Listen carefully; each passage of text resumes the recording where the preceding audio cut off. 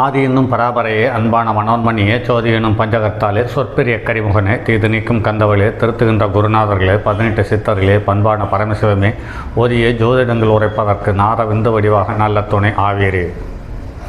உலகில் உள்ள தமிழ் பேசும் அனைத்து நாள் உள்ளங்களுக்கும் மற்றும் ஜோதிட சான்றோர்களுக்கும் மூத்தோர்களுக்கும் ஆர்வலர்களுக்கும் மற்றும் இந்த காணொலியை காணும் உங்களுக்கும் ஆஸ்தோராஜின் இனிய நல்வணக்கங்கள்.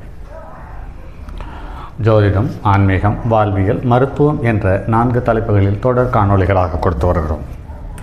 அந்த வகையில் இன்று ஜோதிடம் என்ற ஒரு பகுதியிலிருந்து மற்றும் ஒரு பதிவு. இது காதல் திருமணம் சார்ந்த பதிவு.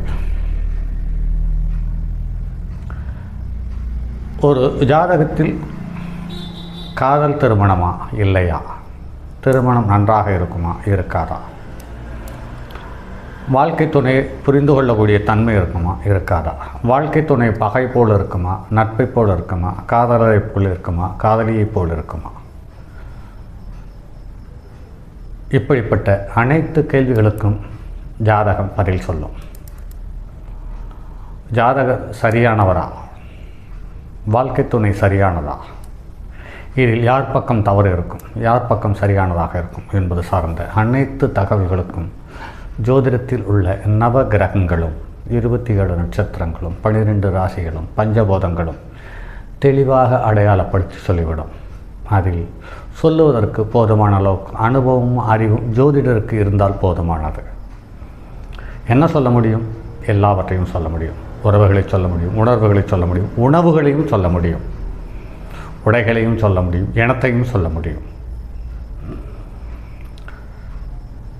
ஆக 7ஆம் இடத்துக்குரிய கிரகம் நின்ற நட்சத்திரம், லக்னாதிபதி நின்ற நட்சத்திரம் ஒருவருக்கொருவர் பகையானால், கிரகங்கள் நின்ற நிலை ஜாதகமாக இருந்தாலும் கூட அங்கே உள்ளே ஒரு மனப்போராட்டம் இருந்து கொண்டே இருப்பதை நடைமுறைகள் பார்க்க முடிகிறது.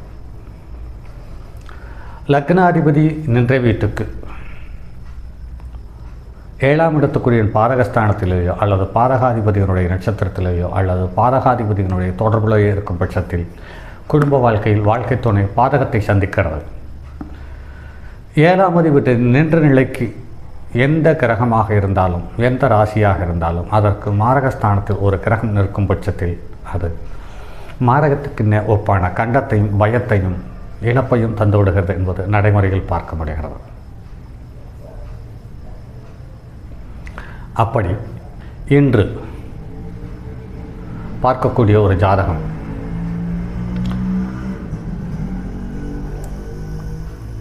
சமீபத்தில் கண்ணில் பட்டது. தாய் தந்தையை ஒதுக்கிவிட்டு இந்த பெண் திருமணம் செய்து கொண்டாள். மறுபடியும் தாயினுடைய உறவு திருப்திகரமாக இருக்குது, தந்தையினுடைய உறவு கடினமாக இருக்கிறது, கூட பிறந்தவர்களுடைய உறவும் கடினமாக இருக்கிறது. இது சமீபத்தில் நம் பார்வைக்கு வந்த ஜாதகம். இதற்கு பிறந்த நாள் சம்பந்தப்பட்ட விவரம் தேவையில்லை. இருந்தாலும் அனுபவம் வாய்ந்த ஜோதிடருக்கு பிறந்த நாளை கண்டுபிடிப்பதற்கு உகந்த சூழ்நிலையை ஏற்படுத்தி தருகிறேன். அதாவது ஒவ்வொரு கிரகமும் நின்ற நட்சத்திரத்தினுடைய கால், நின்ற பாகை, நின்ற வீடு சம்பந்தப்பட்ட தகவலை தருகிறோம். இது மிதுன லக்கணத்தில் பிறந்திருக்கிறது. திருவாதிரை நட்சத்திரத்தில் 3ஆம் பாதத்தில் பிறந்து 14.31 கலையில் இருக்கிறது லக்கண புள்ளி. சூரியன் சதய நட்சத்திரம் 2ஆம் பாதத்தில் இருக்கிறது, 17.36 பாகையில் இருக்கிறது. சந்திரன் பூரட்டாதி 3ஆம் பாதத்தில் இருக்கிறது, 28.7 பாகையில் அதிக பாகை வாங்கி இருக்கிறது. செவ்வாய் ஆயில்ய நட்சத்திரம் 2ஆம் பாதம் 22.40 பாகையை பெற்றிருக்கிறது. புதன் திருவோண நட்சத்திரம் 4ஆம் பாதத்தில் 20.26 பாகையை பெற்றிருக்கிறது. குரு கேட்டை நட்சத்திரம் 2ஆம் பாதத்தில் 20.19 பாகையை பெற்றிருக்கிறது. சுக்கிரன் உத்திராட நட்சத்திரம் 3ஆம் பாதத்தில் 5.38 பாகையில் இருக்கிறது. சனி பூரட்டாதி 1ஆம் பாதத்தில் 20.52 பாகையில் இருக்கிறது. சுவாதி சுயசாரத்தில் ராகு சுவாதி 3ஆம் பாதத்தில் 14.53 பாகையில் இருக்கிறது. பரணி 1ஆம் பாதத்தில் கேது இருக்கிறது, 14.50 பாகையை பெற்றிருக்கிறது. பிறந்தபோது குரு திசை 6-3 6 வருடம் 3 மாதம் 1 நாள். தற்போது புதன் திசை சுக்கிரபுத்தி நடப்பிட இருக்கிறது. இந்த புதன் திசை சுக்கிரபுத்தியை காதலை தந்திருக்கிறது. பாருங்கள் நண்பர்களே, இதில் லக்னத்துக்கு 7க்குரியவன் தனது ஸ்தானத்துக்கு 12இல் மறைந்து புதனுடைய நட்சத்திரத்தை பெற்றிருக்கிறது. அதாவது லக்னாதிபதியினுடைய நட்சத்திரத்தை பெற்றிருக்கிறது. ஆக 7க்குரியவன் லக்னாதிபதியினுடைய நட்சத்திரத்தை பெற்றிருப்பதால் இவருடைய வாழ்க்கை துணை இவர் தேர்ந்தெடுக்கக்கூடிய ஒரு சூழ்நிலை உண்டு பண்ணியது. அடுத்து புதன் சந்திரனுடைய நட்சத்திரத்தில் இருக்கிறது. 2, 7, 11க்குரியவர்கள் திருமணம் செய்து வைப்பார்கள் அல்லவா? அந்த 2ஆம் இடத்துக்குரிய நட்சத்திரத்தினுடைய சந்திரன் 2ஆம் இடத்துக்குரிய சந்திரன் நட்சத்திரத்தை லக்னாதிபதியும் 4ஆம் அதிபதியுமான புதன் பெற்றிருக்கிறார். ஆக மனமும் புத்தியும் வெவ்வேறு பாதையில் செல்லாமல் ஒரு பாதையில் பயணித்து ஒரு தவறை செய்திருக்கிறது. குரு கேட்டை நட்சத்திரத்தில் 2ஆம் பாதத்தில் இருக்கிறது. ஆக இதுவும் குருவும் புதனுடைய நட்சத்திரத்திலேயே இருக்கிறது. சுக்கிரன் உத்திராட நட்சத்திரம் 3ஆம் பாதத்தில் இருக்கிறது. அதாவது 3க்குரியவனுடைய சாரத்தை பெற்றிருக்கிறது. லக்னத்துக்கு 5க்குரியவன் 3க்குரியவனுடைய சாரத்தை பெற்றிருக்கிறது. ஆக 5ஆம் இடம் வலுவாக தன்னுடைய பாவ வேலையை திருப்திகரமாக செய்யக்கூடிய சூழ்நிலை உண்டு பண்ணியிருக்கிறது.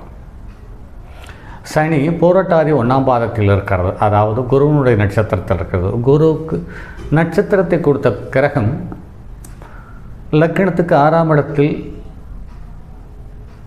சனி நின்ற வீட்டுக்கு தசம கேந்திரத்தில் அமைகிறது.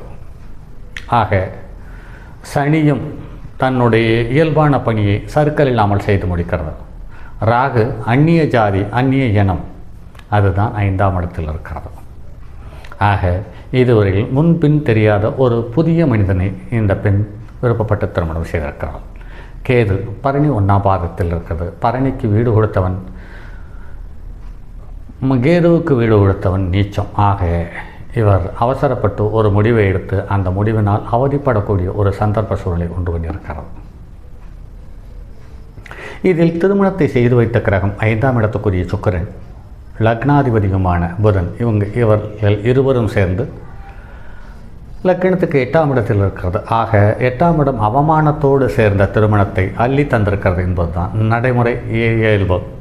அதே சமயத்தில் லக்னத்துக்கு 7ஆம் இடமான மிதுன தனுசுவை, அதாவது மிதுன லக்னத்துக்கு 7ஆம் இடமான தனுசுக்கு இருபக்கமும் சுபக்கிரகங்கள் நிற்கிறது. ஆக சுபகர்த்தாரி யோகத்தில் இந்த பெண் பிறந்திருக்கிறார் என்பது கொஞ்சம் கூடுதல் தகவலான விஷயம்.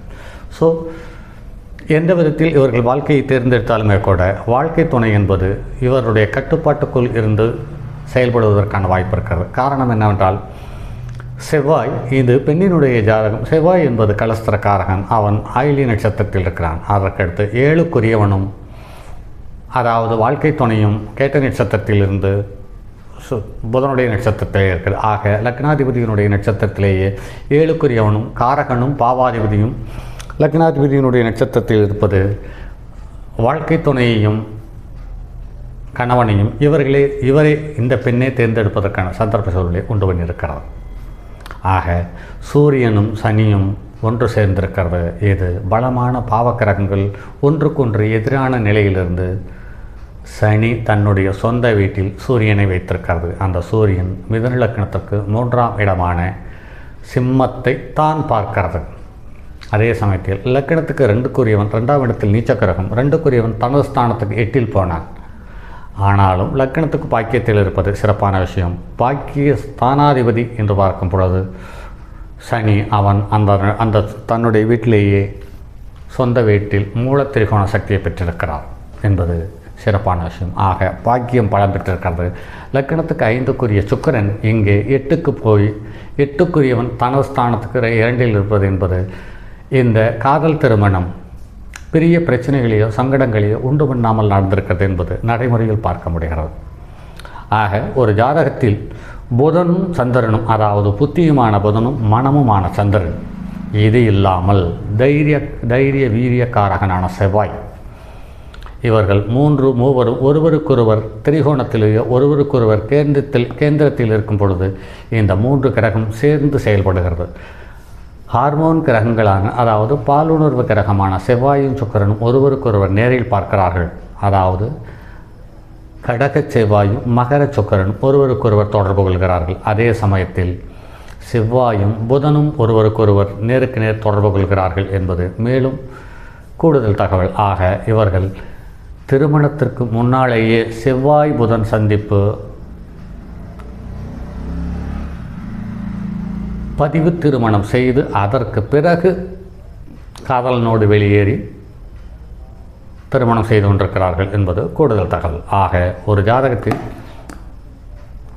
ஹார்மோன் கிரகங்களான சுக்கிரன் செவ்வாய் இவர்கள் லக்னாதிபதிக்கு கெடாமல் இருந்தாலே லக்னாதிபதி 3, 6, 8, 12ஆம் இடத்தில் இருக்க பெற்று அவர்கள் இந்த 3, 6, 8, 12 கூடிய உரிய தானாதிபதி கெடாமல் இருந்தால் அவர்கள் அந்த தவறை கொஞ்சம் கூட தயக்கமில்லாமல் செய்து முடிக்கிறார்கள். அப்படித்தான் நிறைய காதல்கள் அரங்கேறி சில காதல் வெற்றி பெற்றிருக்கிறது, பல காதல் தோல்வி அடைந்திருக்கிறது என்பது நடைமுறையில் பார்க்க முடிகிறது. சரி நண்பர்களே, மற்றும் அடுத்தது ஒரு பதிவில் சந்திப்போம். அதுவரை உங்களிடமிருந்து விடைபெறுவது உங்கள் அன்பு நண்பன் எம் ராஜரத்தினம். எந்த பதிவாக இருந்தாலும் உங்களுக்கு காதல் திருமணம் உண்டா இல்லையா என்பது சார்ந்த தகவலை என்னுடைய காதல் திருமணம் என்ற தலைப்பில் வரக்கூடிய பதிவுகளிலிருந்து நீங்கள் தெல்ல தெளிவாக அறிந்து கொள்ள முடியும். லக்னத்துக்கு 5ஆம் இடத்துக்காரனுடைய திசை நடக்கிறதா, உங்களுக்கு காதல் திருமணம் ரெடி. 5க்குரியவன் லக்னாதிபதியும் நல்ல நிலையிலிருந்து 7க்குரியவன் கெடாமல் இருக்கிறான்னா அந்த காதல் திருமணம் உங்களுக்கு யோகத்தை தரப்போகிறது. லக்னாதிபதி 6, 8, 12 மறைந்திருந்து 6, 8, 12, 12க்குரியவனுடைய சாரம் பெற்று 6, 8, 12க்குரியவனுடைய பார்வை சம்பந்தம் பெற்று லக்னாதிபதி நின்ற நிலைக்கு 3, 6, 8, 12 7ஆம் இடத்துக்காரன் இருந்தால் அவர்களுடைய தசாபுத்தி வரும்பொழுது பிரிவினையோ அவமானத்தையோ இழப்பையோ இந்த 3இல் ஒன்றை தவறாமல் தந்து விடுகிறது என்பது அனுபவம். ஆக உங்கள் ஜாதகத்தில் பார்த்து இந்த காணொளிகளை மட்டும் பார்த்து கொண்டு உங்கள் ஜாதகத்தை பாருங்கள். அது காதல் திருமணமா இல்லையா என்பதை சுலபமாக ஊர்ஜிதம் செய்ய முடியும் என்பதை கருத்தில் கொள்ளுங்கள். மற்றும் அடுத்தது ஒரு பதிவில் சந்திப்போம். அதுவரை உங்களிடமிருந்து விடைபெறுவது உங்கள் அன்பு நண்பன் எம் ராஜரத்தினம். தங்கமான் மழுவோடேந்தி தன்மதி தலையில் கொண்டோர் மங்கையர் பறிக்கச் சொன்ன மாமொழி ஜோதிடத்தை இங்கு யாம் உரைப்பதற்கோர் இமை என்னும் பிழை வராமல் காக்க செங்கன் மால் முருகன் யானைச்சரர் பதம் காப்பதாமே.